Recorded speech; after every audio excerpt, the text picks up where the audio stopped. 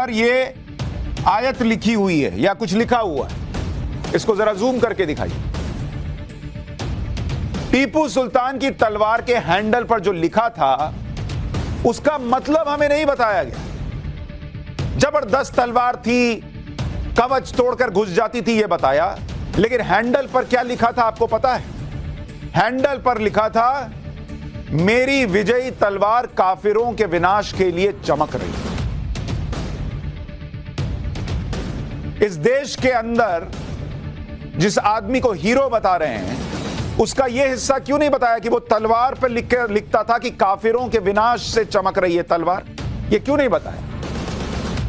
इतिहास की किताबों में टीपू सुल्तान को महान और बहादुर बताया गया, पर यह क्यों नहीं बताया गया कि वो दक्षिण भारत का औरंगजेब था?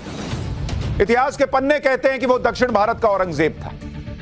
टीपू सुल्तान के बारे में दावा किया जाता है कि उसने अपने राज में हजारों महिला, पुरुष, बच्चों का कत्लेआम किया। जिन्होंने ये बातें बताई उनके बारे में उन्होंने जो लिखा वो क्यों नहीं बताया गया? और इतना ही नहीं, अत्याचार ही नहीं किया, फिर उन्हें गुलाम बनाया।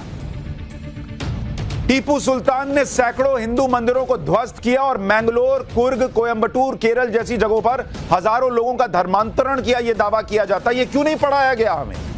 सीरियल में क्यों नहीं दिखाया? टीपू सुल्तान ने न सिर्फ हिंदुओं बल्कि ईसाइयों पर भी अत्याचार किए, यह दावा करने वाले इतिहासकारों के पन्ने क्यों नहीं पढ़ाए गए? उसने चर्च नष्ट किए, जलाए, उनका धर्मांतरण किया, यह कहां चला गया? सीरियल बनाने वालों को नजर नहीं आया कि यह भी तो दिख रहा है कहीं कहीं? टीपू सुल्तान का यह क्रूर चेहरा किताबों में नहीं बताया जाता। क्यों? तभी तो प्रधानमंत्री कह रहे हैं कि साजिशन, इतिहास के पन्ने जो पढ़ाए गए हैं उसमें साजिश की बू आती है।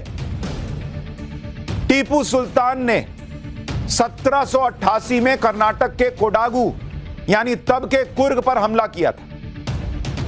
टीपू की सेना ने कोडागु में कई कस्बों और गांवों को तबाह कर दिया था। कुशालपुरा, ताल कावेरी और मदिकेरी गांव पूरी तरह से